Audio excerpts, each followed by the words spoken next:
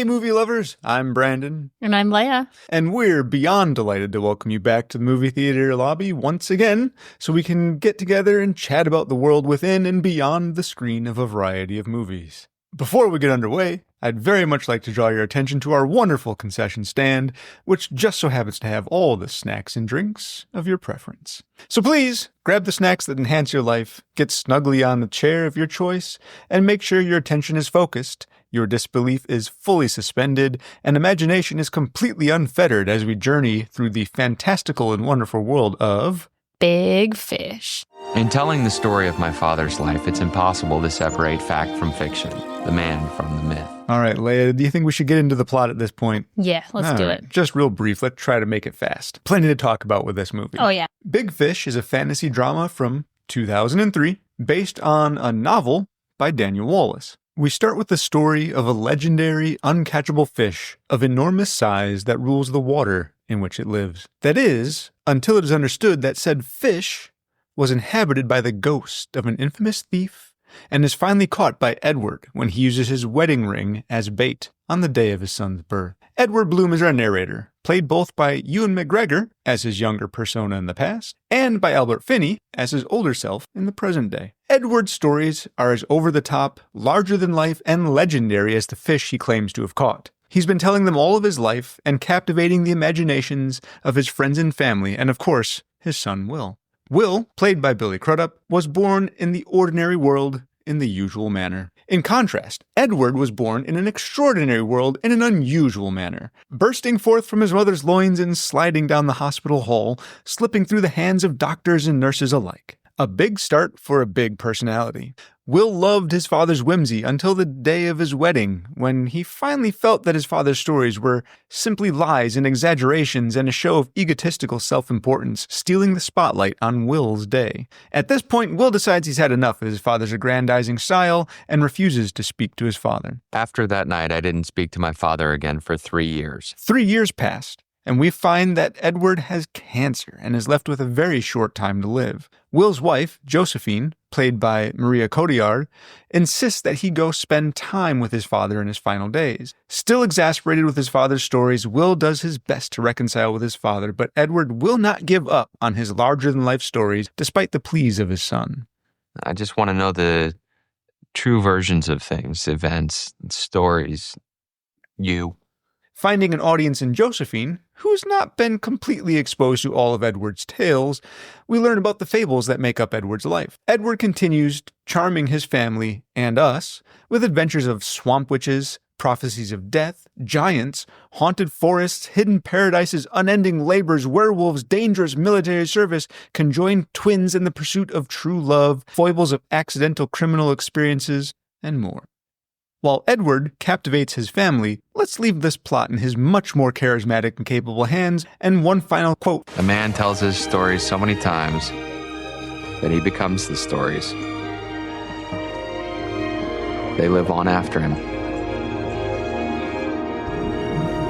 And in that way, he becomes immortal. I love that. It's very nice, isn't it? Mm-hmm. A grand little statement. It's gonna make me cry again. Oh, here we go. Let the waterworks go. Folks, if you end up having to swim at the end of this episode because of Leia's tears, we apologize. They're probably a little bit of yours, too. Maybe some. Yeah. Well, I kept it brief. As brief good. as I could. Mm-hmm. All right. I think that's probably the fastest plot synopsis I've ever done. I think so. And it was one of the more colorful ones, too. Oh, thank you. I really liked the verbiage you used. Boy, oh boy, setting high bars now. Great.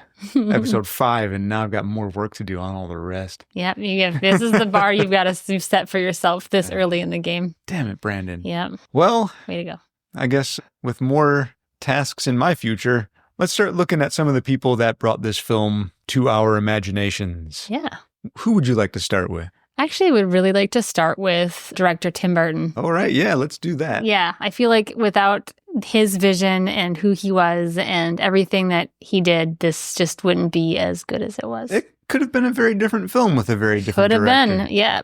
Who was supposed to direct it? Steven Spielberg? Steven Spielberg was initially attached, yeah. Yeah, it would have been a different film. It definitely would have. Not that he would have done a poor job of it. It just, I feel like Tim Burton has that extra fantastical vision. He has an extra, what do you say, Je ne sais quoi. Je ne sais quoi. Yeah. Absolutely. What do you got about Tim Burton for us? Well, I don't know if you knew this, but Tim Burton's directorial debut was The Island of Dr. Agor in 1971. Oh, no kidding. So he's been doing this for quite some time. Some experience. That was his very first film. And then as I was looking through his filmography, I didn't realize this, and I feel stupid for not realizing it. And I feel like you've mentioned it before. So I feel like I did know, but like it surprised me anyways. You'd probably stop listening to me at one point. I don't know, but I didn't realize he directed Pee-wee's Big Adventure in 1985, yeah. and it makes so much sense because all those puppets kind of had a very Beetlejuice-esque feel to them. The whole thing actually had a very Beetlejuice-esque feel to them, speaking of which he also did Beetlejuice. Of course. I didn't realize he did Pee-wee's Big Adventure. Yeah. Another sort of very fantastical feeling adventure film. Absolutely. Yeah. Pee-wee's Big Adventure, Beetlejuice. Batman, Edward Scissorhands, Batman Returns. I didn't realize he did Mars Attacks. No, really? Yeah, I feel dumb. I feel stupid. No reason to feel stupid. Mars Attacks was a fantastic film on its own. You don't need to know who directed it. Right? It's just great. I also didn't know he did Dumbo. Yeah, the new live action. Yeah. Yeah, that's all right. It's impossible to know everybody's filmography. I know, but that one's a big one. Yeah, sure. I have to see. I don't think I've seen Dumbo yet. We haven't seen that yet. In fact, we haven't watched many of the live-action Disney remakes, to be honest. Yeah, it might be worth watching. Yeah, I'm sure they're fun in their own right. Yeah. He's the writer of Nightmare Before Christmas as well. Yeah, and a lot of the themes from that shows up in Big Fish. Yeah. He's really known for like black and white, kind of circusy colors and skulls and all that stuff kind of here and there very, very briefly shows up. Yeah. So. Shows little fingerprints all over this movie as I think his tie has something on it from Nightmare Before. Yeah, there's like a slight Nightmare Before Christmas homage kind of thing. Absolutely. I also did want to mention that his first job in the film industry was as an animator for Disney as well. Yeah. That shows a little connection in his history of work throughout the area of cinema. Oh, and did we mention Edward Scissorhands? Yeah, I do believe we did. Okay, but good. Yes. In case I said it really fast, but yes. All right, great. In case we didn't, there it is again. And sure, why not mention it twice? Yeah, right. Great it's film. worth, I love it. It's still. worth mentioning it twice. Yeah. There's also Edward Scissorhands. Of course, he has scissors on his fingers. In Big Fish, there's this whole thing with the hand that he's selling. Yeah. They explicitly said they weren't going to put scissors on this hand because Just they to didn't avoid that reference. Yeah, they didn't want to put that reference in there. Yeah. When I saw the hand in the film, even without realizing that they omitted scissors from the hand on purpose, it still made me think of. If they put the scissors there, you really would have thought about it. It definitely would have evoked that movie for sure. They were right there. So Helen Bonham Carter was also in this. Yeah, kind of a small role, but she's there, absolutely. She met Tim Burton actually on the set of Planet of the Apes. Ah. And I think it's kind of funny because he has a phobia of chimpanzees. Does he really? Mm-hmm. Oh, I had no idea about that. Yeah, he's got a fear of chimpanzees. So he met Helen, which she has a son with, Billy Ray, their son. And I think they live together-ish. From what I understand, they live on two different wings of a house. But yeah, so I thought that was kind of funny. Yeah, that is pretty cool. Who else have we got in our lineup here? Daniel Wallace. He's the writer of the novel. Absolutely. Another person for whom we wouldn't have this film. In fact, the only person without whom we'd not have this film. In fact, I'm pretty sure the book hadn't even really been wildly publicized yet, and they already had picked it up. Yeah, in fact, John August, the person who wrote the screenplay for this, he actually had gotten a hold of a manuscript of this book before it was even published. And based on just reading the manuscript, he went to the studio and insisted that they buy the rights to it before the book was even published. Yeah. So that's good on you, Daniel Wallace, for writing a super compelling story, and hooray for John August for seeing the potential in it. Yeah, I think that was also another reason why Tim Burton became involved in this film. Tim Burton's parents both died within 3 years of each other, and his mother died like 2 months before he was offered this directorial opportunity. Yeah. And he took it because he actually, the story resonated with him in his life with losing his parents. Sure, yeah. So that's kind of also why, because it's not really, I think, in his, I don't want to say wheelhouse, because clearly it's in his wheelhouse, but it's not his MO. You know, it's not usually the type of stuff he does. It's super romantic and and whimsical, Yeah. whimsical is Yeah, not he a good likes word. whimsy. He likes whimsy. Yeah. But it was just, it's touching. It's a sad, touching kind of story. And it's not really, that's not really his thing usually. But the story resonated with him because of his loss of his parents. So I can absolutely understand that for sure. To kind of go back to Daniel Wallace again, what can you tell us about Daniel Wallace? Did you know he collects glass eyes? No way. So he's got a glass eye collection, and that's kind of one of the reasons why there's a scene where the witch has the glass eye. Absolutely. He puts that in all of his stories. Huh. Is something to do with glass eyes because of his obsession with glass eyes. I honestly didn't know that. Never would have guessed. What an unusual hobby. That's pretty outstanding. It's an unusual thing, Yeah, I like that. I also read about his political beliefs and his religious beliefs, and I like the man even more. Oh, yeah. He said, and this is quote, "It is fair to say that I'm left of center, far left, when it comes to his political beliefs." And then he also said, "I think a lot of people default to Jesus when something inexplicable happens. I write things I didn't know I was capable of writing, and sometimes that feels like magic. It isn't. It's just me. A similar thing happens when a tornado blows someone's house away, but their cat is found unscathed in an oak tree. God must have been looking out for Pookie. We're hardwired to do this, I think, because we've been doing it since the beginning."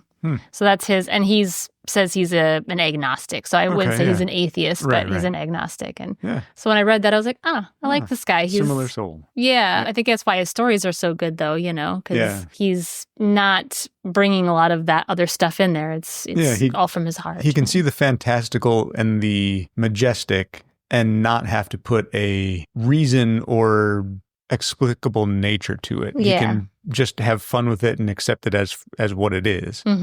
He does appear in the film. I don't know if you knew that, but I did. Just real short. He appears as Sandra's economics professor at Auburn, which is also interesting because he is currently now a professor and lecturer in the English department at the University of North Carolina, Chapel Hill, where he attended college. Atta boy. Yeah. So it was probably an easy role for him because he's done it before. Well, and I think it's a step up from his first job, not a step up. No, not a step up. I'm not going to say that. In fact, I did say that. I take it back. Take it back. It's not a step up. It's just a very different path. Yeah, his first job was as a veterinary assistant. Oh, was it? Yeah. Oh, okay. So then after that, he worked at the bookstore. Yeah. Okay. So I read he worked at a bookstore and he was an illustrator. He did greeting cards and magnets and stuff like that for like 13 years or something like that. Yeah. But that's right. Yeah. So I think I actually do remember as the veterinary assistant. Yeah. That's funny because I was too for a brief time. Oh, what do you know? Man, this man and I. You got something in common. We got something in common, Next man. you're going to be teaching, what was it, English? No, I won't be. That's definitely his strong suit, not mine. Oh, that's all right. I can write a good story, though. You sure can. Yeah. I've read a few. They're phenomenal, folks.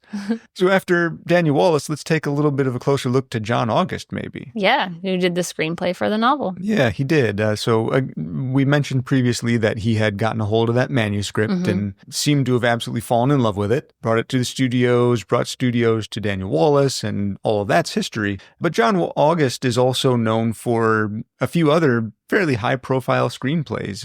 Especially Tim Burton stuff. He likes to do a lot of Tim Burton Seems stuff. to be a constant collaborator. Yeah, Charlie and the Chocolate Factory, Corpse Bride, Frankenweenie, Dark Shadows is another Tim Burton one. So he did all of those. He also did the Don Bluth film, Titan AE. I love that film. Which is, I know when I read that, I was like, oh, Brandon loves that movie. Yeah. I like that movie Such too. a good sci-fi adventure. Yeah. And then he did Go back in the day as well. Way back in the day. Back in the day. I thought that was another, I haven't seen that movie in a long time. And I'd honestly completely forgot it existed until I And you saw it and you're like, over man, that was a good one. Like, oh, shoot, I got to go back and watch that again. Yeah. When he was tapped to do Charlie and the Chocolate Factory, Tim Burton had asked him if he'd ever read the books or watched the movie or anything like that. And he said no.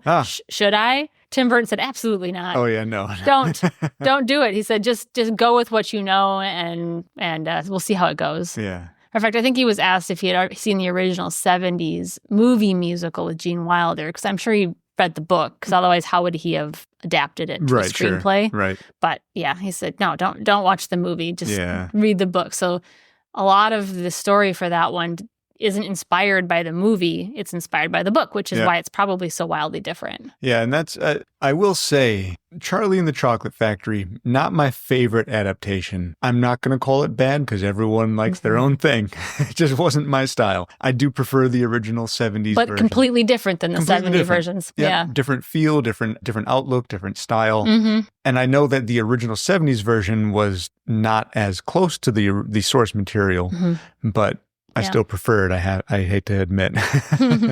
He also hosts a weekly podcast as well. Oh, does he really? With his fellow screenwriter, Craig Mazin, Okay. which I didn't do any research in, so I don't know what he's written, but they do a podcast called Script Notes about crafting screenwriting. Oh, wow. Yeah, they've been doing it since 2011. I'm sure that's super informative. I know I can see your wheels turning Yeah, right now. yeah. Another podcast I to mean, add to the 30 that I have. No, sorry, like triple that number. Yeah, so I didn't have to say that because 30 was crazy enough, Yeah, but sorry. he went ahead and dug that hole. Yeah, No, he's lying in it. Oh, I'm burying him back up now. It's up to his neck. Constant podcast listener, like 8 to 12 hours a day. Pretty much, yeah. I'm surprised he doesn't have an earbud in right now, honestly. I do. You do not. No. So, anything else on John August? Nope. Well, let's start breaking into some of the cast. Then. Yay. How about that? Can we start with Ewan McGregor? Of course, I would insist nothing less. OBE. Ewan McGregor, OBE. OBE. Yes, because he is the officer of the most excellent order of the British Empire. I'll have you know. See, I thought you were trying to spell Obi-Wan. No, when I first read that, though, I was like, what? Is that his new nickname or something? I had to look it up. Uh-huh. Yeah. All right. Yeah, I had no idea what that meant. So, hooray. Yeah. Learned something new. It's a British order of chivalry. Oh, my. Yep. Rewarding contributions to the arts and sciences. And it came back in. Became a thing back in 1917. So it's not like super, super old, but Yeah. it's It's been around old a bit. honor. Yeah. A lot of people can have it, though. It's not limited to a certain number. So, sort of giving out like candy, huh? Yeah. Well, I mean, I don't have one, but Well. anyway. Ewan McGregor is one of my favorite actors. Yeah, he absolutely is. I can verify that. Yeah. I think Moulin Rouge sealed it for me. So Yeah. Oh, yeah. You had big obsession. I did. I still love that movie. Yeah. That film still gets pretty regular play around here. Somebody asked me at work, yesterday, what my favorite movie was, and without hesitation, I said Moulin Rouge. I'm not surprised. So Ewan's been acting for a while. He's got quite the list behind him, but his breakout role, as far as becoming known in a larger beyond the indie scene, I guess you could say, was in Trainspotting in 1996. He did play in plenty of films before that. Yeah, I think he began his career with a leading role in a British series called Lipstick on Your Collar in 1993, but it was just in Britain, so we wouldn't have known about him. Yeah, at not that here point. in the States No. at that point. Yeah, but you're right. Trainspotting from 1996. Mark Renton, he played a drug addict named Mark Renton in that movie. It was kind of where he became really famous. Yeah. And then right after that, Obi-Wan. And yeah. Hello. Right into episode 1 of Star Wars. Was it 3 years later? 3 years later. 3 is a big theme during this. Oh, yeah. It's a really big during theme. The story as well, yeah. Yeah. I'm noticing it's like a new magic number for me. It's like, great. What was that movie? The number 21? Number 23 23 with Jim Carrey. With Jim Carrey, yeah. Obsession, numerology. 3 is going to be my new obsession. Okay. It is. So he played Obi-Wan Kenobi. And then Moulin Rouge in 2001. And man, can that man sing and dance, and he's handsome, and I just love him. Anyway. Yeah, and he did all of his own singing in that film. He did it all. And then right after that, Black Hawk Down. And Black Hawk Down. I loved that movie too. He was really good in that one. That was I'm not much for military films. No. But that was a pretty good one. That was a good one. Yeah. Yeah, that was in the same year as Moulin Rouge. And then Big Fish. Big Fish. In 2003. Star Wars episode 1 through 3. Yeah. And then 3 years, yeah. So then he was also in the thriller Angels and Demons. Yep. I remember one of my favorite books. Yeah. And if anybody knows me, they know I'm not a reader. I don't like to read. Typically. It makes me sleepy. I don't like reading. I can read. I just don't like it. Occasionally comic books and mangas. Yeah, that stuff is great. But for whatever reason, Da Vinci Code and Angels and Demons, I could read those 2 novels right through, and I had no problem with them. I'm still surprised you managed to read those because they were so good. Yeah, you're just not a reader. I'm not a reader. And also The Island. Oh, The Island. Have to mention that. There's so many good films that he's been in. I mean, The Island, not going to be topping any charts as far as, hey, this is a wonderful piece of film, but really, again, hate to say it, a fun adventure film. Yeah, it is. It's good. Like one of my themes is, epic, it's a fun adventure film, like big scale. Yeah. Yeah.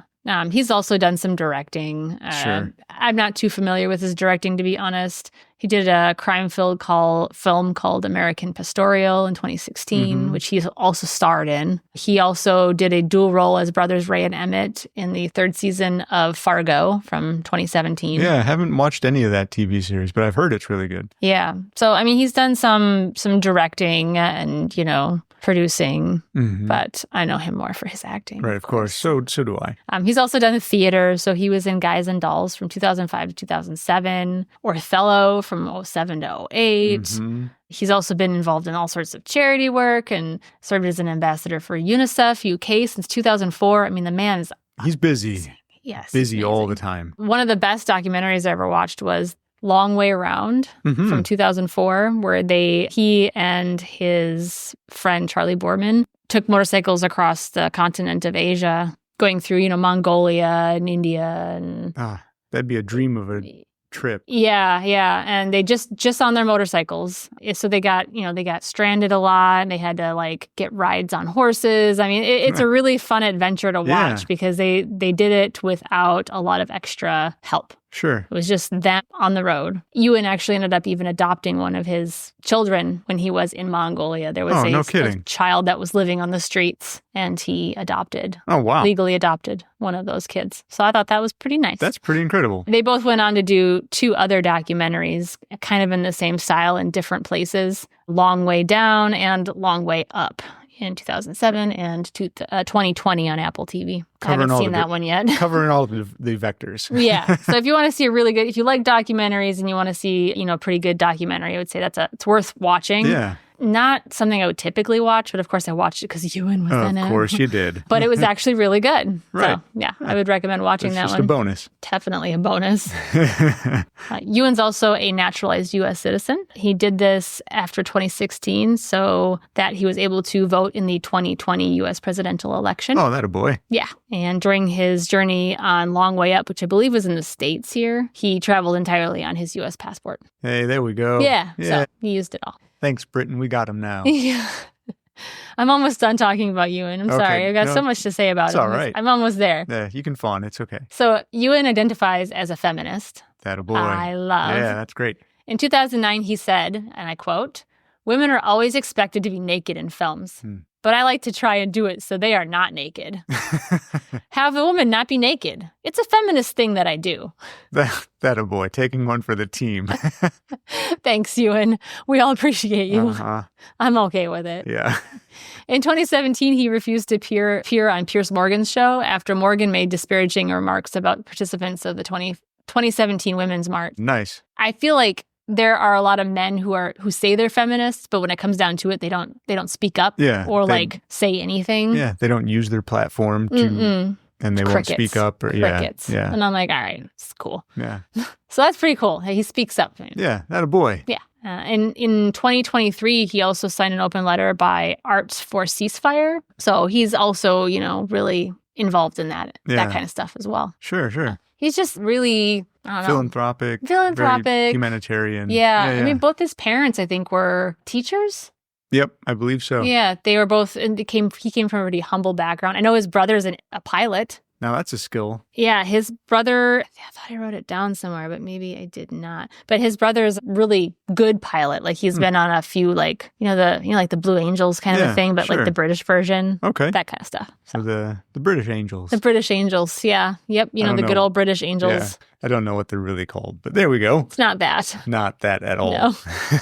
So yeah, did you have anything else on our friend Ewan? Not much more. Just felt like it would be worth mentioning that he did reprise his role from Trainspotting again recently in Trainspotting 2. Yeah. And of course, reprised his Obi-Wan Kenobi role in the Obi-Wan Kenobi series. Yeah, which is great because I think that it always bothers me when an actor commits to a role and then they decide to do that have that role again. And the actor's like, I'm not doing that. Yeah, so then you yeah. got to get somebody else to do it, and it just doesn't happen. Yeah, it's just not as fun. No. You want to see that person who made that role famous. Heck Bring them back again. Especially since he was so good at it. Yeah, absolutely. Well, let's move on from Ewan then and on to Albert Finney, since that sort of makes sense since they both technically played the same character. They both played Ed Bloom. Albert Finney playing senior Ed Bloom, of course. Absolutely. Yep. He wasn't actually originally supposed to play Ed Bloom. Albert Finney? Yeah. Who was? So Sony originally wanted Brian Cox to do it. Oh, okay. So they gave the casting supervisor, her name's Denise Chamian.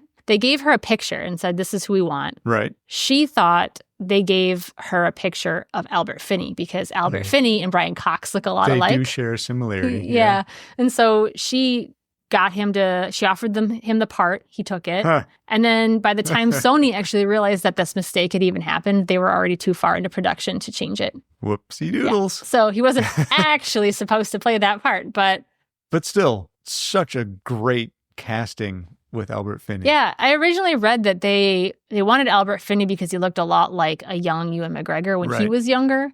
But I'm wondering if that was the same to be said for Brian Cox too. Yeah. Because I don't know which came first. It's kind of a chicken egg situation. I don't. But they always say that young Albert Finney looked a lot like Ewan. Yeah. So that's kind of why they picked him. I've seen a few pictures of him younger, and I can see the similarity. He was handsome too. Yeah, I think I'd have been into that as well. Right? Yeah, I'm sure you would have. And I do know that Albert Finney and Ewan McGregor both shared a dialect coach. They did, yeah. To makes them sound alike. Yeah, so they both can have sort of a similar accent. They also shared speaking. Learning how to fish together. That's right. As a way to bond. And a way to kind of bring their personalities together. It's funny because as you read about these two characters, even though they're playing the same person and they are a lot alike on a personal level, like as actors, like real people, there's also like these stark differences. So while they're both extremely successful, very, very good actors, one seemingly loves the attention and the limelight. The other one very reclusive. Is a freaking hermit. Yeah. And wants nothing to do with it. Even though they're both on the same level as far as, their acting experience and talent. Yeah. Albert Finney wants nothing to do with it. He was actually offered commander of the most excellent order of British Empire. And he turned it down. Oh, that a boy. I can, good for you, man. And he said, quote, that they perpetuate one of our diseases in England, which is snobbery.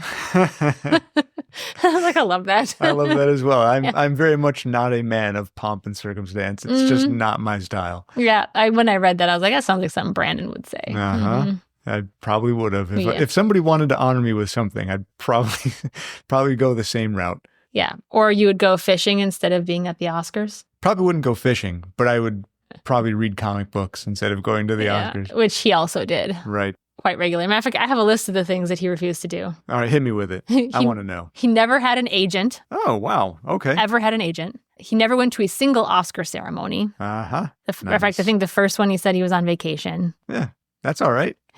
He refused to do a biography of his life. Somebody offered to do a biography of his life before his death. He was diagnosed with cancer. And so somebody came to him and said, hey, let's do an autobiography or a biography of your life. And he said, no, I don't want it. Yeah. So he didn't want that. He refused to grant interviews. So I think there's one on record, but it never got produced or never got shown. But for the most part, he would refuse almost all of the interviews. He admitted to being wary of Hollywood and all it represents. Sure, I can understand that. He declined Laurence Olivier's invite to be head of Britain's National Theatre. Wow. It strikes me as something because I have no interest in ever taking any leadership roles in anything because it's not worth all the hassle. Yeah. So I get it. Yeah. I mean, I think he worked for a theater company in Britain, but it wasn't one where he was appointed to it. I think he just never really wanted to be somebody that was appointed to something, like told what to do. He kind of just wanted to do his own thing. Sure. Yeah. But like I said, he was diagnosed with cancer in 2011, but that's not actually what ended up killing him. He got a chest infection in 2019 and died at the ripe old age of 83. Poor fella. But he lived a while. Yeah, he had a good life. Yeah. And he started his career in the theater. He was actually really well known for doing Shakespearean plays. Yeah. Yeah, until the 70s when his portrayal of Macbeth did not go so well. And really? So he refused to do Shakespearean theater after that. Yeah, because he was a member of the Royal Shakespeare Company, wasn't he? Mhm. Yeah, he was really good at it. He was really well known for it. Huh. And then something happened with his Just performance. Macbeth just didn't do it for him. And he was not, it did not give him good reviews. So he decided not to go back to it. Yeah. Well, that's all right. Because, I mean, he did go on to play a few other very well-received and memorable roles in cinema. Mm-hmm. Yeah, he debuted in The Entertainer in 1960. Mm-hmm. He wasn't the main character. He was a character named Mick Rice, who was the main character, Archie Rice's son. And Archie Rice was played by Laurence Olivier. Ah. He also played opposite Audrey Hepburn in Two for the Road from 1967. Oh, yeah. Uh-huh. I watched a couple of clips of it because I wanted to see what young Albert Finney looked like. And he's pretty handsome, but he was so silly in that movie. Yeah, and he was, I was reading, he's the only person who on screen called Audrey Hepburn a bitch. I love that. Yeah, that's sort of just a fun little throwaway little bit there. One of my favorite movies when I was a kid was Annie from 1982. Yeah. I didn't realize he was Daddy Warbucks in that one. Daddy Warbucks. Yeah, and so I watched a couple clips of that, and I was like, I didn't know that. Yeah. It just shocked me to the core. It's not something that you typically think of, but yeah, absolutely. He did that role really well. He did. He really did. He was also in Agatha Christie's Murder on the Orient Express in 1974. Hercule Poirot. Hercule Poirot. Yes. I had to look up how to pronounce that. And I wrote it down here so I did not mispronounce it. Yeah. But that's a hard one. Agatha Christie had said that he embodied what she envisioned Hercule to be. Mm-hmm. He had a lot of makeup on that one. Yeah, I watched a clip of it and I was like, you cannot tell it's him. He was offered the sequel, or I guess not a sequel, but a second in that series as a role. And he turned it down because it was going to be shot in Saudi Arabia, I believe. And he said the makeup was too much and too hot just in the Murder on the Orient Express, let alone shooting a film in Saudi Arabia. And he's not one to please other people. No. Only himself. No. Only himself. Not super selfishly, but just out of, he wants to live his life the way he wants to live it. No. Well, I mean, it's selfish, but it's your life. Yeah, absolutely. Live it the way you want to live it. Yep. He also played Minister of Police in the movie The Duelist from 1977. And this is actually Ridley Scott's motion picture debut. Oh, no way. Yeah, so he was in one of Ridley Scott's very first movie that he ever did. So I thought that was interesting. So, that's pretty cool. It wasn't a huge part, but he was in that one. And then, of course, his last movie credit was for his role as Kincaid in Skyfall in 2012. Oh, right, yeah. Yep. A little James Bond action. Yes, which his son is a cinematographer, and he did the cinematics for that movie. So they kind of worked on that movie together. Sort of, I guess. Sort of, a little bit. But his son has also done so many things. I mean, I'm not going to go into it too much, but, he's done like Barbie, Indoor, Wonder Woman, Game of Thrones, Solo, Skyfall. Yeah. Like, he's done all sorts of stuff, too. So it runs in the family. Yeah, another person keeps himself quite busy. Yeah. Well, speaking of sons, I guess that's a good segue for us to talk about Billy Crudup. Yes, Billy Crudup. Because he plays Will Bloom. Will Bloom, Edward's son in Big Fish. Mm-hmm. What have you got about Billy? He's married to Naomi Watts. Well, that's an achievement in and of big. itself. That's huge. He's his biggest claim to, I don't want to say fame, but like his biggest moneymaker is the voice of the MasterCard commercials.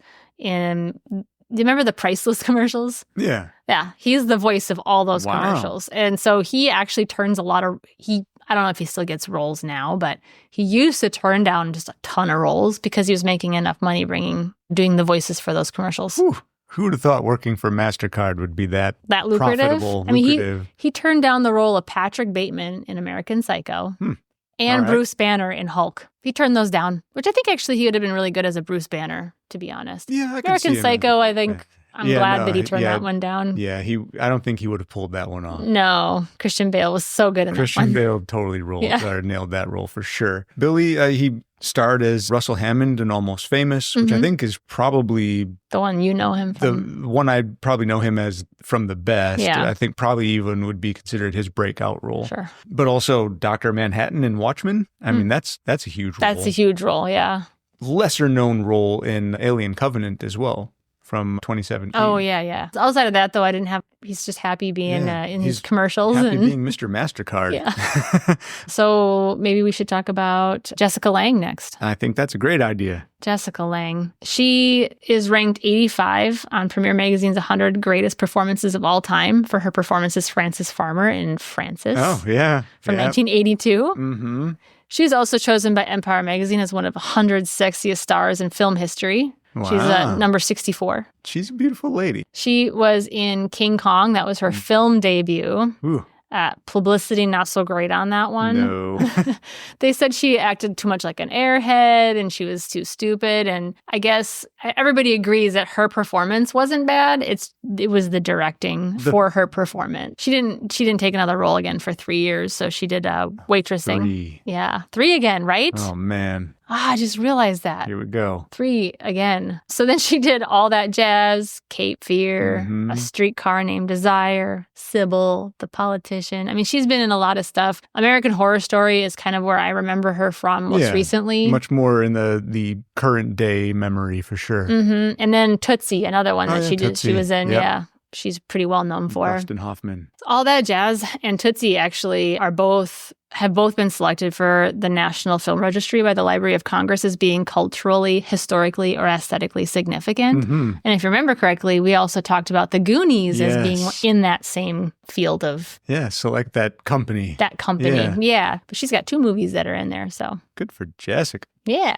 She also won Best Actress Academy Award for the mentally unbalanced wife of a military officer in Blue Sky. She's one of 24 actors to receive a Triple Crown Award, which is an Oscar, an Emmy, and a Tony. Yeah, that's some pretty elite company there. Yeah. So she's got quite a list of things under her belt. Yeah, super talented. Mm-hmm. And really, I mean, she captivates on screen. You know, in Big Fish, there was a scene where she was in the bathtub with her husband, and man, that just broke my little heart, the way that they loved each other. Yeah. She really sold that piece. They really had fantastic chemistry on scene. I'm going to tear up again. Oh, here we go. Bring out your tissues, folks. Okay. We're good. So yeah, that's all I have on Jessica Lange. Right. Yeah, that's about all I've got as well. But talking about one person's partner in this film, we might as well talk about the other. So with Maria Cotillard, she played Josephine in Big Fish, who was Will's wife. Mm-hmm. And Big Fish was her first American feature movie, film. Yep. She does have plenty of listings under her belt as well, in France primarily. But Big Fish brought her some American attention. I would say her largest role that she's most well known for is as Edith Piaf in La Vie en Rose in 2007. So that won her an Academy Award. She got all sorts of recognition for that role. And you can understand why. She did an amazing job in that movie. Haven't seen it in a long time, but she was phenomenal. But of course, she also landed roles in Inception. Who's going to deny her that part as well? She did fantastic. She also had her role in The Dark Knight Rises with Christian Bale. There comes back again, another connection. But yeah, she's been around, done a lot of stuff as well. She's a really good actress too.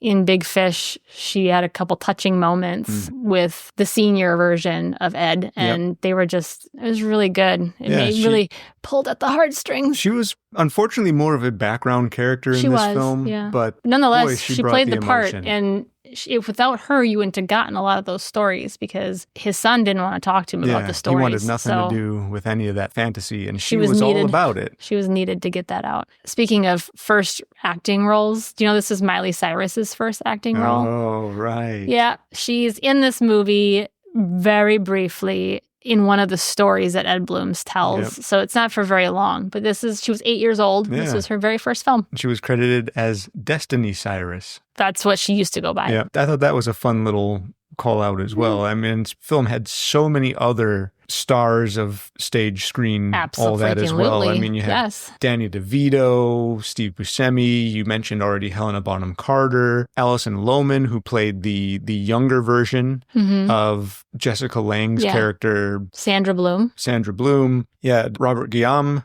Guillaume, you were the one who was able to pronounce it. I wasn't. But he's Dr. Bennett. He voices Rafiki for The Lion King. The Lion King, yeah. Which I thought was interesting. You know, Danny DeVito played a circus ringmaster in this movie. He did. 16 years later, he did it for Dumbo. Did he really? Yes. He's the ringmaster in Dumbo, which is another Tim Burton film. And he also played the Penguin He in did. Batman Returns, which is another Tim Burton film. Yeah. Continuing on with the list here of little guest stars. That's a great distraction. I think that's perfect. That's lovely because I call out those fun little things. That's the whole purpose of this whole thing. But we also had David Denman. So for people who are familiar with The Office, you may recognize him as Roy. Even Loudon Wainwright III showed up as the mayor of Spectre. It's quite the fun, eclectic cast. There was also a man named Billy Redden in this film. I know what you're going on with this one. He does the iconic dueling banjo song from the film Deliverance from 1972.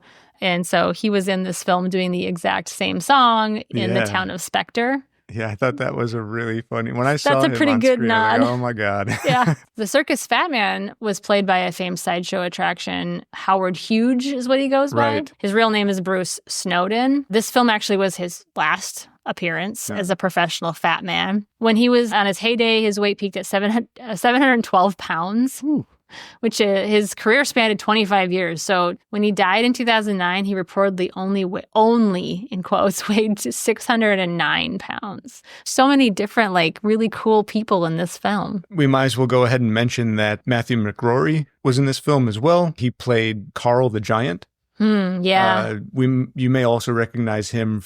You may not recognize him from House of a Thousand Corpses and Devil's Rejects because in that one he wore a mask his entire time. But his stature alone, I think, would give him away. Matthew McGrory is 7 feet 6 inches tall. And in Big Fish, we see another large person. Yeah. They call him the Colossus in the circus. They make him look so small in the film. They make him look so small. However, the man who plays Colossus, George MacArthur, he's 7'3". He was only 3 inches shorter. They made him look so much smaller.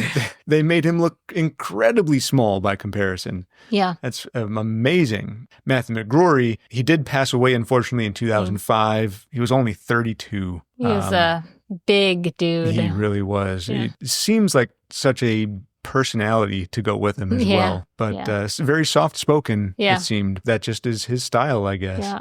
Tim Burton was in the film, too. I don't know if you knew that. In Big Fish? Who was he in Big Fish? He was one of the clowns that was sitting next to Mr. Calloway's trailer. Oh, was he really? Sneaking in there with some face makeup. Yeah, he was played a clown, so you wouldn't have known if it's him or not. But he was in the film, too. Welcome to the show. He's in a lot of his films, I think, isn't he? He does tend to make appearances. Even if it's just little ones. Well, before we get into a few more facts about the film or little tidbits, little fun stuffs about the film, let's take a moment real quick to just kind of mention the acclaim that the film got when it was released. Do you have any financial information or any of your legs? Yeah, I do. All right, what you got? I do. So we had a budget of $70 million, which is quite a bit larger budget than some of the other films we've talked about, especially last week when we talked about Upgrade. Upgrade had a budget of $3 million. So small by comparison. You wouldn't be able to tell the difference in terms of like its grandiose nature. Yeah. Because this one was $70 million, and opening weekend though it only did $207,000, and it only did $66.4 million domestically. So it didn't do very well. Yeah, I'd say. Not domestically. Overall, worldwide, its box office take was $123 million. So it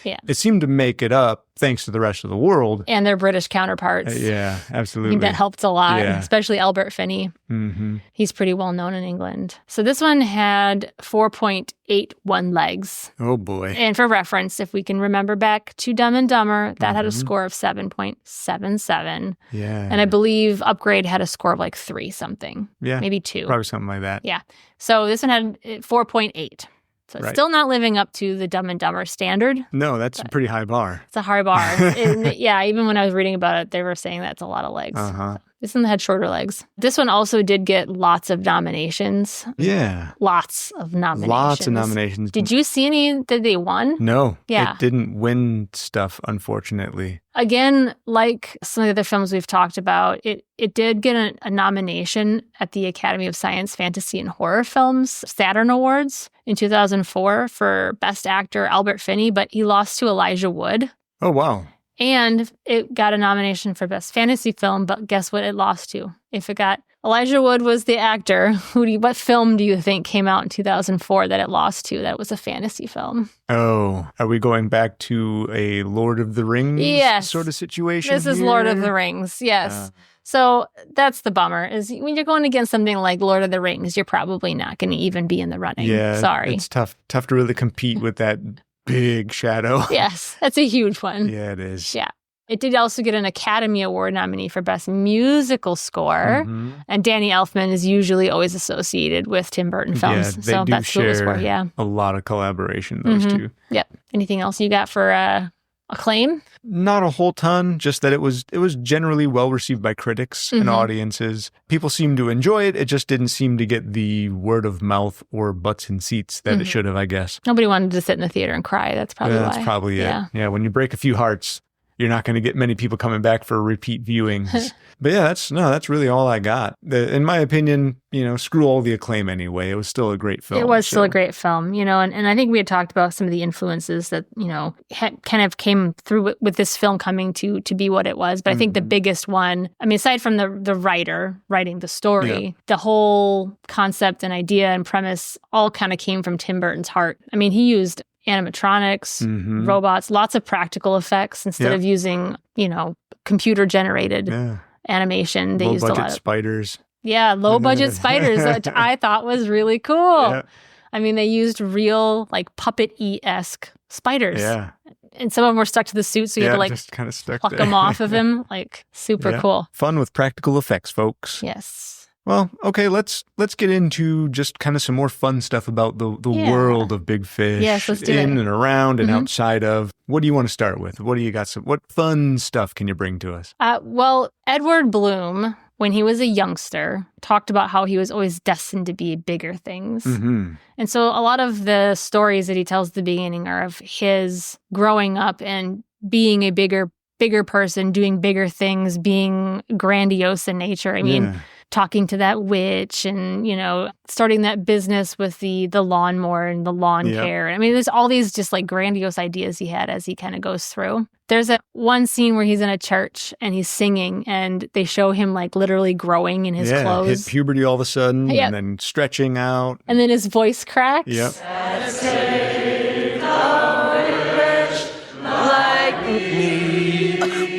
That was Ewan McGregor's voice. Oh, yeah. So when it cracks and it goes lower, it's actually Ewan's actual voice. So I thought that was kind of a cute little... The pipes to bring it on home. Yeah, it was a little added there. It was pretty good. Well, mentioning getting bigger and, destined for bigger things. It occurred to me then that perhaps the reason for my growth was that I was intended for larger things. The film is called Big Fish, of course. The fish is mentioned throughout the film. In the opening of the film, the fish is just a large legendary fish that is inhabited by the ghost of a legendary thief. And then later on in the story, the fish represents Edward Bloom's wife that he has to catch to be his partner. And then at various other times, the fish, like you said, he's destined for bigger things. He's a big fish in a small pond. You were a big fish in a small pond, but this here is the ocean, and you're drowning. Yeah. So the fish then represents him. It's just sort of a fun little theme where you can see this fish constantly used as a metaphor. Yeah, so I think I talked about 3 years being a recurring theme in the film. I think it started with Tim Burton's parents' death because his dad died and then 3 years later his mother died. Or maybe there was coincidence and he just went with it. But there's examples in there where Edward doesn't talk to his son Will or his son doesn't talk to his dad for 3 years. After that night, I didn't speak to my father again for 3 years. Edward stays in his bed for 3 years after he started growing uncontrollably. Oh, that's nothing. Once I had to stay in bed for 3 years. He worked for Callaway Circus for 3 years. I've spent the last 3 years working to find out who you are. He served in the army for 3 years. It's just kind of a reoccurring theme. And the more we talk, the more I'm finding other things where it's creeping me out. Leia's getting obsessed. Next episode is going to be just Brandon, folks, because Leia's going to be in a room surrounded by threes. Writing threes on the wall. In reference to the fact that Will and his father didn't talk for 3 years. When they do finally get together, Edward is basically stuck in a bed. Will wants to get to know his father more. I just want to know the true versions of things. And what he views as the real Edward Bloom, right? Dad, I have no idea who you are because you've never told me a single fact. Put all of the legendary tales, all of the exaggerations. You tell lies, Dad. You tell amusing lies. Put all of that aside. He wants to get to know his father. So I've always liked the quote and the idea that Will always says he doesn't know his father, even going so far as to exclaim that he just wants him to be himself. But then Edward asserts, I've been nothing but myself since the day I was born. And if you can't see that, it's your failing, not mine. which is, I sad. think it's very touching, and it's very it's a way of saying, hey, I am who I am. The stories are just part of me. The way I tell stories, the way I exaggerate and elaborate and try to entertain, and this is me. This is my personality. You can't condemn me for that. I'm telling you the stories of my life. You're getting me. This is who I am. Yeah. I told 1,000 facts. Well, it's what I do. I tell stories. Yeah, the stories don't always have to be exact truths. The stories have to be stories, That living legend that kind of goes from person to person. And it's almost like a way of that person still being alive. Yeah, that verbal history that just kind of goes down through the ages. Yeah, which is something, you've seen for years. You look back in history, and that's people tell these stories, these myths, these, urban legends, they're stories that get passed down. In all of his fantastical stories, he's always portrayed very bold, and he's got unending bravery. That's all brought back to the fact that in one of his early stories that we hear when he goes to see the swamp witch. Yet of all the witches in Alabama, there was one who was said to be the most feared. Him and his friends are out there, and everyone understands that this is the witch's house, and you don't go near it because she's a creepy old witch. If you see her eye, I heard if you look right at it, you'll see how you're gonna die. Edward says, screw it, I'll do it. I'll go steal this witch's glass eye. A few of his friends go with him, and they end up seeing the witch's eye. She exposes her eye to them. So they all see their deaths. They see their deaths, and they run away. We see their deaths, and too. we do as well. They all run away in terror. Edward, however, doesn't look in the eye immediately. It's not shown to him. But he stands there contemplating and says, I want to see. Really, if you see your death, you can live your life boldly, knowing that nothing's going to hurt you because you know how you're going to die. Because everything else, you can survive. It's just sort of a neat way to tie that whole theme together, that all of his stories, he's bold and big because he's got nothing to fear because he knows how he's going to die. So that's... Yeah, and it's never made clear what it is. Yeah, we never see it. You never see it. But at the end, he asks his son to explain how he dies. And so he explains the whole thing, and you never really understand whether, Will just knows how he's supposed to die, right, or if maybe what he saw in the witch's eye was Will telling him the story of how he dies. Maybe that's how he's supposed to die, and he knew that this whole time. Yeah. You don't ever really know, but it didn't matter because, the ending was still just beautiful the way it was. Yeah. There's a scene in the film where he's in the war, but there's a ventriloquist dummy at the beginning. Yeah. And the guy is doing the ventriloquism, and it's so bad. Yeah, it's terrible. Funny. It's super awful. So it's funny. awful on purpose. It's awful on purpose. But Tim Burton actually kept that ventriloquist dummy from the war, and he put it in his home, and he named it Lange. And you can even see at one point, Edward Bloom breaks out a translation book from, I believe, Mandarin to English. But not every character is speaking Mandarin. But I do recall reading that it was done with a purpose that way, saying that the reality is they're all speaking many different languages. And this is part of Edward Bloom's exaggeration. Yeah. His tall tales. There's no way he could have translated everything everyone is saying with just that one book. One little book. That's part of the story. Yeah. Part of the magic of the whole ordeal. Yeah. There's two women that sing on that stage, too, during that scene. And they're actually twins, which I thought was interesting. Real life twins, yeah. Real life twins. And they created a corset for them to wear that kind of held their waists together. And then they had to do some CGI for the film. So they had to remove each of their legs for Yeah. CGI. And they appeared much skinnier than I think they probably would have in real life. I can only imagine that corset was really uncomfortable. Yes, yeah. But they're supposed to be conjoined. If you haven't seen the film, they're supposed to be conjoined twins with just 2 legs, 4 arms, 2 torsos, 2 heads. Yeah. Yeah, they're actual twins. And, of course, I won't tell you to spoil it for you, but you see them again at the end, you know. Oh, we spoke earlier about the Swamp Witch. Mm-hmm. There's another sort of neat little cue that happens. So there's a point in the film where Will starts observing small things from his father's fantasies in real life. And whether it's just Will beginning to accept those things or if it's Will imagining those things, certainly it's not reality bending into fantasy. It's somewhere in his imagination. Mm-hmm. At one point, Will goes to see, he finds a deed that his father has in storage. So he goes to this address, which is in a town called Spectre. Didn't he even say to his mother, like, That really happened? Not everything your father says is a complete fabrication. And in the town of Spectre, he finds this sort of shambled looking shack, this kind of rundown home. And in this home, there's a woman giving a piano lesson to a child. Will finds out that this person is the Jenny from his father's story. Well, while Jenny is telling Will about the real version, quote unquote, of Edward. Or a more real version, A more at real least, version. There's a small moment where her right eye, ever so briefly, very quickly, you can see clouds over. Like I did notice that, yeah.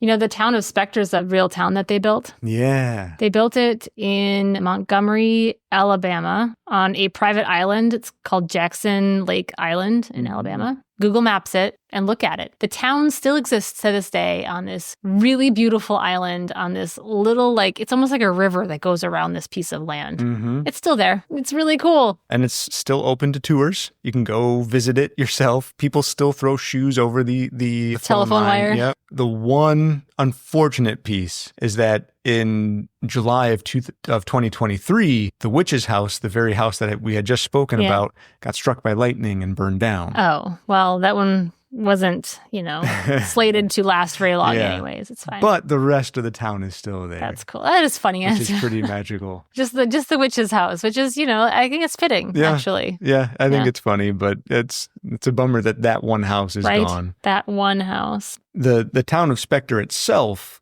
this magical looking location in the middle of this swamp, this dark and dreary forest, this haunted forest that he had to trek through to get there. Mm-hmm. It's bright, it's well manicured, it's idyllic, it's paradise-like, utopian. No streets. They wear shoes and there's just grass everywhere. There is no softer ground than town. That almost rhymes.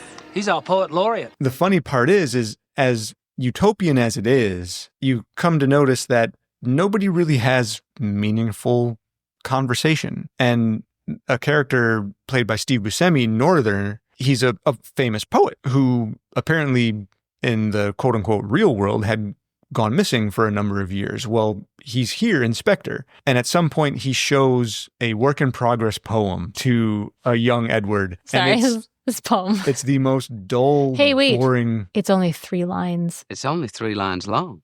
But it's not, it's uninspired. Oh, yeah. It's dull, it's boring, it's something that a... Did you write it down? No, I did not. 3-year-old would write? 3-year-old maybe would write. It sort of shows that this beautiful, idyllic town is too comfortable and complacent, that the people there are too... Uninspired with what they have because they have more than they need. Mm-hmm. Creativity is missing from this place. And Edward left home because he's destined for bigger things. Yeah. So he can't stay as much as they want him to stay. And when he arrives, they say he arrives too early. Mm-hmm. Oh, here you are right here, Edward Bloom. We weren't expecting you yet. You were expecting me? Not yet. But he refuses to stay because he's destined for bigger things. He almost has a panic attack. Yeah. It's like it's smothering him all over again. And he couldn't stay. He had to leave. He had to go. Yeah. Earlier we were talking about cameos, and I forgot to mention that Johnny Depp had a voice cameo in this movie. Did he really? Yeah. For what? He was the voice of the catfish that the younger Edward Bloom caught on his wedding ring the day that Will was born. No kidding. Yeah. So he was working on Pirates of the Caribbean, The Curse of the Black Pearl in 2003, but Burton was able to get Depp to stop by the studio during post-production to make a voice cameo for his film. Because, as we all know, Johnny Depp is in all of Burton's films. Right. Yeah, basically. And this is no exception. He's uncredited in this, so you wouldn't see his name in it. But I had no idea. The catfish actually has a name that the studio came up with. Oh, really? Do you want to hear what it is? Yes, I do.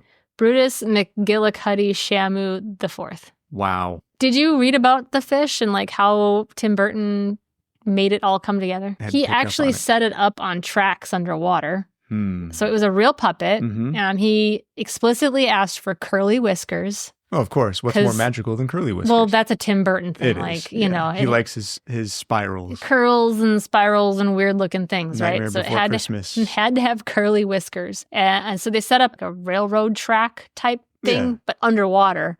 And they had to push this thing on this track to make it swirl around them and then swim off. But it was all done with animatronics and puppetry, and I just think that's so Tim Burton. Yeah, sticking with the whole idea that you mentioned, he wanted to stay with practical effects. Yeah, and that was no exception. And he didn't want it to look like a catfish because, as we all know, catfish are not attractive. They're ugly. Really they're kind of slimy looking. Gross They're little bottom gray. feeders. Yeah, they're cool. They are awesome. They're necessary and they are awesome, but they're not pretty. Yeah. He wanted the catfish to look just like all of Edward's stories. He wanted them to be magical and fantastical. Yeah. So another reason why they didn't go with a typical looking catfish. Yeah, I get that. Yeah. I understand. You talked about Matthew McGrory, yes, Carl the Giant earlier. He actually got a custom made set of shoes for his feet for the movie. I can only imagine those were enormous. They were made out of luggage. Wow. And I think they did it to recreate like how you would make a giant's shoes. Because in the movie, he's a giant. Yeah, a giant. His feet are the size of Volkswagens, you know what I mean? But when he was alive, he held the Guinness Book World Record for the largest feet. Oh, what was his shoe size? Give me a guess. Oh, man, I don't know shoe size as well. I know I'm like a size 9.5. 9.5. And that's, I'm sure. Take that times 3. Holy crap, really? So what's that, like 29.5? Exactly. 29.5. Yes. Holy crap. 29.5 foot shoe. Yikes. Yep. He was so appreciative to the costume designers that they made him these shoes, that he kept them, and he continued to wear them. He should. Yeah. What else are you going to do with those shoes? Well, no one else can wear them, Yeah, right? let him have them, man, Yeah. for God's sakes. Holy cow. I'm sure it's expensive to custom make this man's shoes. And you also have to then really want to figure out what luggage they use to make those shoes, because that must be the most comfortable luggage. I mean, if that man carrying around that carriage on those feet in those shoes, if he kept them, good on you. I got to know what luggage that was.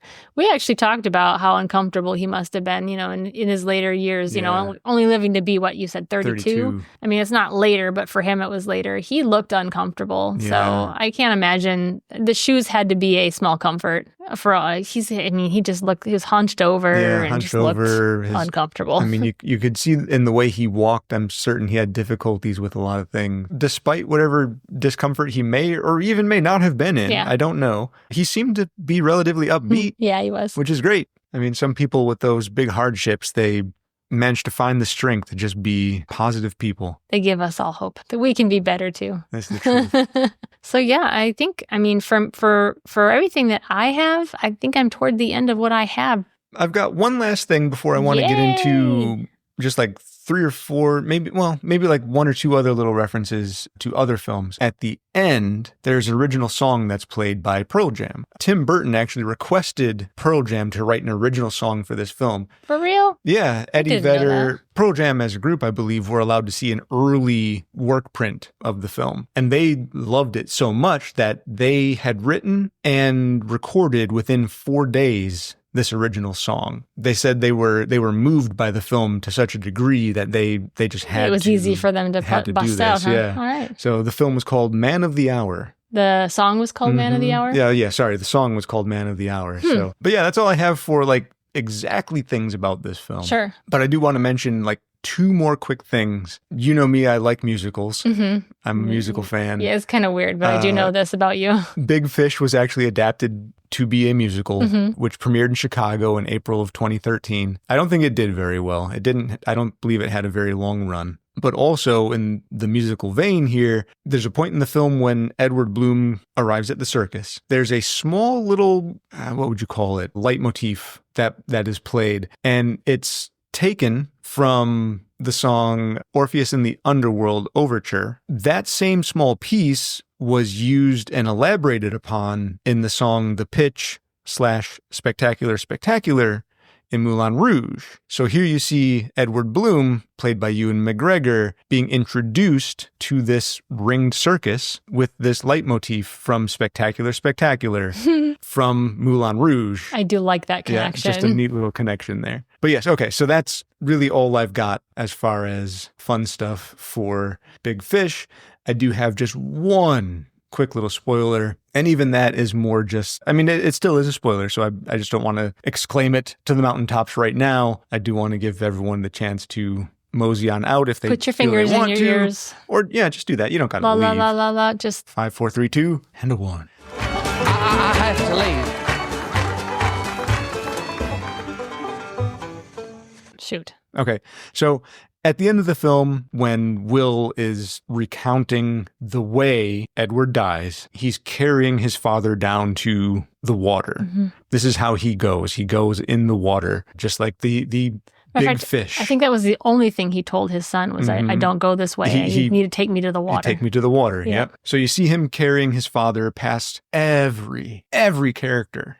That he's told and all of his stories. And this is all Will recounting And all of this. Yeah, it's Will explaining, which I love. this Yep. method. But I just love that it's Will carrying his father through literally all those through memories. these crowds. Yeah. These crowds of people from his story. So he's literally carrying him through these stories to this water. It's Will finally accepting his father for who he has always been. It's Will saying, I'm carrying your legacy now, and I'm going to bring you forward through the use of your stories. I'm getting goosebumps. I'm sorry. I got excited. I got some goosebumps. It's also the beginning of when Will was born. Yeah. And it comes full circle. Yeah. When his father caught that fish. Yep. Absolutely. And now he's turning into what he caught Yep. in the first place. And then returning him back to the water and as becoming a fish. Will releases his father into the water. You see him become the fish. Directly after that, we see kind of like a little flash forward to the future where there are children in a pool playing together. And there's one child particularly exclaiming these elaborate stories to his friends. That's right, Dad? Yeah, and one of his friends questions him on it. And he says, wait, that's the way it happened, Dad. And Will, standing at the barbecue, says, absolutely, that's exactly how it happened. Pretty sure that's how it happened, Yep, son. Exactly right. So I just And thought, then cue the waterworks. And then cue the waterworks. I Leia cried cries like forever. a little bitch. So I just thought that was a really fun way to bring the whole movie, all of the story, the legacy, the fantasy all together. Not all of us have we have memories of our loved ones and things like that, but not a lot of us have, stories that we can tell that our parents told us when we were kids, and I think it's something really special that he finally embraced and was like, it's actually something really good that I have that I can pass on to my kids that nobody else has. Exactly. The stories are unique to Edward. Those are Edward stories. Yep. Love that. I guess that closes another movie theater lobby gathering, right? But we can still hang out. Go ahead and find me, Brandon McLeavy, as Brandon McLeavy on Facebook and on Instagram at BrandJNRP. And Leia, what about you? You can find me, Leia McLeavy, at LM Nerd Room on all of the previous mentioned socials. And of course, can also obviously find the movie theater lobby at themovietheaterlobby.com. Yes. Or email the show at themovietheaterlobby@gmail.com. Also, feel free to check it out at The Movie Theater Lobby on Facebook, but find The Movie Lobby on Instagram, YouTube, all of that. All of the fun stuff. Fun credentials. After you leave or when you get home, on your way out the door, right now even, if you want to just stop me from talking and go ahead and go to Apple Podcasts, Spotify, Podcast Addict, wherever you get your podcast from, go ahead and leave us a rating, review, preferably the 5 stars. That would be so nice. Thank you. From what I understand, that's the that's most the highest wanted kind. Yeah, it's the highest honor that we could get. I know we're just starting, and some of these are rough. It may not be actual 5 stars, but if you could give us 5 stars, that'd be awesome. Just go ahead in your mind, imagine a really fantastic episode, just like the stories. Just in like the Big Fish. Fish stories. Don't forget to unsilence your cell phones, finish your snacks, take your trash with you, and see us again next week on the movie theater lobby. Yay. Thank you, Brandon. Thank you, Leia. I thought you said you weren't dying. I said, this isn't how I go. The last part is much more unusual. Trust me on that.